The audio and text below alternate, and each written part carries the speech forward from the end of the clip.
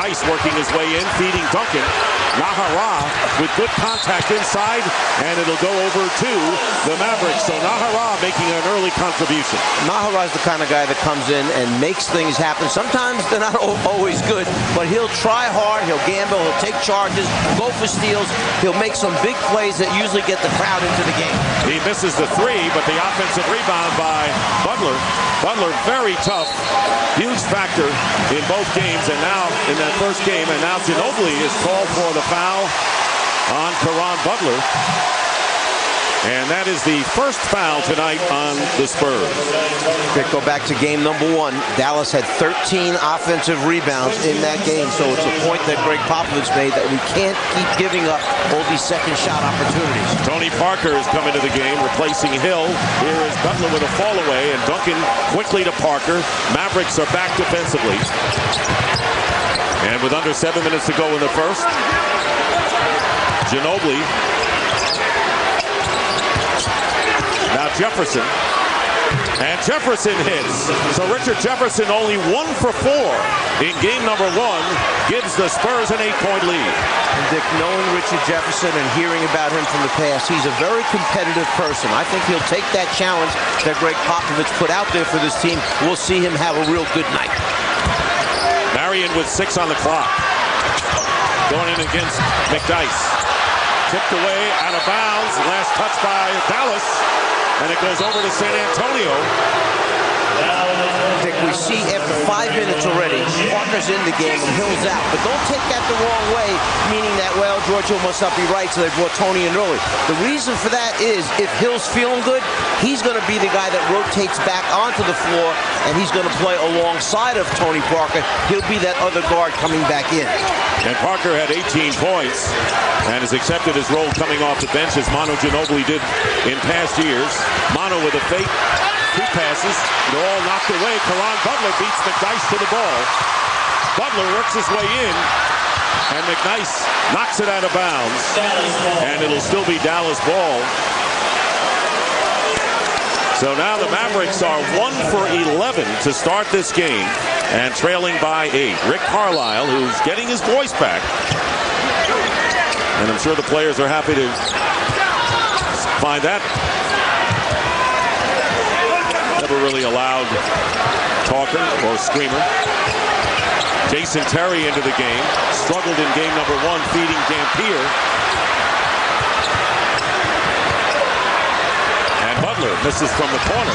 Tipped up and through. So that is Nahara with the tip to cut the Spurs lead to 6. And that's typically what Nahara does. All the small little things, he makes things happen. And making the play from behind, Dampier knocks it out of bounds on the drive by Parker, as Matt Bonner will come into the game, and as well as George Hill. A couple of the big guys mistime their jump, and as it comes back off the second time, Nahara times it perfectly to keep it alive. And the point you made about George Hill is true. He came out for a short time, and now he's back in the game, teaming with Parker in the backcourt. Bonner replacing McDyess. Parker with a fake. Goes in the crowd, wanted to draw the foul, and he did.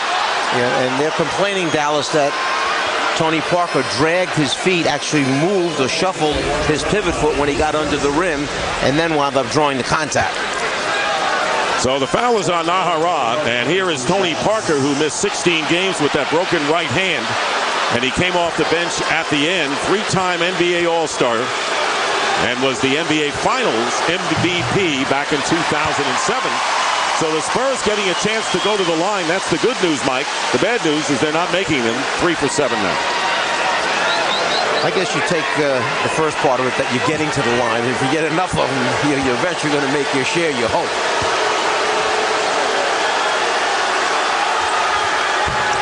And now 3 for 8, but the Spurs wind up with the ball. Leading by 6. Dampier against Duncan, and Duncan with that familiar falling away toward the out of bounds with his right hand now has 5 of San Antonio's 13. The reason that's a tough shot, it's his right shoulder that he's leading with, and it's his right hand that he's shooting with, and he's got to get it over the top of Dampier, and he makes it look easy. And Nahara left open, and this is the 3-point attempt. And here comes Parker again. Duncan trying to set a screen against Kidd. It's pick and roll time, and the Spurs get the basket and the foul. Parker feeding Tim Duncan, who has 7, and will go to the line. The foul is against Dampier.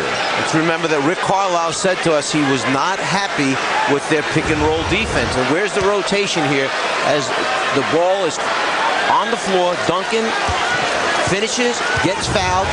There's no one there to make the rotation across the lane.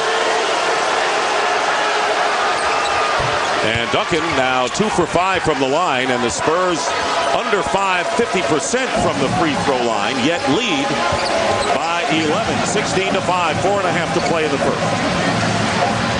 Butler picked up by Bonner on the switch. Now he's on Nahara. Kidd. And now Butler going baseline. Tries to slam, but the Spurs commit the foul. And Caron Butler will go to the line to shoot. San Antonio a little late on these baseline rotations. You can't wait at the front of the rim. You have to come across the lane. Cross the lane, get to the other lane line. Then you have a chance to pick up an offensive foul if you want, or block a shot. Foul is on Duncan, and Dampier goes out of the game, and Brendan Haywood. Both of those centers were outstanding in game number 1, and here is Caron Butler, who was the 10th overall pick by the Miami Heat back in 02, 2 years with Miami, and then he went to the Lakers, and 4.5 with Washington before that fortuitous deal to Dallas this year. And you know what he did? He added some mental and physical toughness to this Dallas team. When you bring Butler over, Stevenson, and Haywood, those 3 brought a special toughness. That's why this may be the toughest Dallas team that's been here ever. And the deepest, perhaps, as well, as Marion replaces Nahara, who contributed, and it is a 16-7 lead as we approach 4 minutes to go in the opening quarter. Parker behind, Bonner open for the 3. Spurs getting back, not trying for the offensive rebound. They want to get back defensively against this fast-breaking team, and Marion is foul driving in. And it'll be on Duncan. That'll be 2 on Tim Duncan. And he'll have to come out. A big foul for both teams as far as they're both concerned, because now it will allow Dallas to attack the front of the rim more easily. Duncan, a few words for the rookie Blair as he comes on the floor, telling him you've got to get in and do your job. Duncan now has to sit. Obviously, now San Antonio cannot play through Tim Duncan. So Duncan on the bench with 2, as is Dirk Nowitzki with 2 personal fouls, and Marion makes the first free throw. So Dwan Blair, who was the 37th overall pick by the Spurs, they did not have a first-round choice out of the University of Pittsburgh. And the free throws by Marion, 7-point Spurs lead. Now you say to yourself, okay, where is San Antonio going to get their offense from? If you have Bonner not making shots in the perimeter, then it's got to be a steady diet of either Tony Parker coming with shots or Richard Jefferson stepping up. It was Parker missing on that occasion. Kidd looking down low for Marion with Bonner on him. Good baseline move by Marion. Little hard off the glass, the rebound by Blair. Here's Jefferson feeding Tony Parker. Missed the layup. Scramble. Jefferson had it, and a jump ball.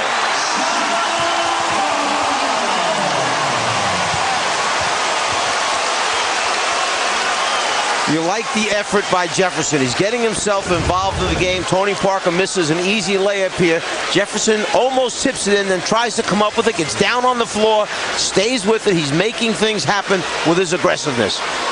And you know, you can be fouled when you're laying on the floor. They don't have a right to attack that guy. If they get ball, it's one thing. But if they're grabbing his body, head, arm, throat, it could be a foul. You think they were?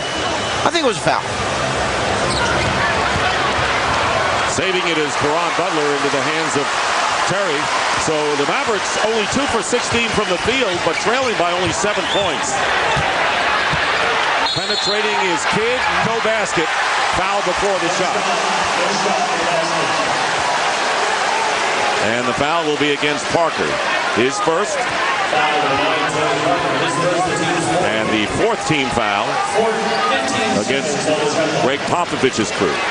Dick, when you look at San Antonio's team right now, this is a small basketball team. Almost every position on the floor for Dallas, they have a size advantage. Kidd misses, and Blair fights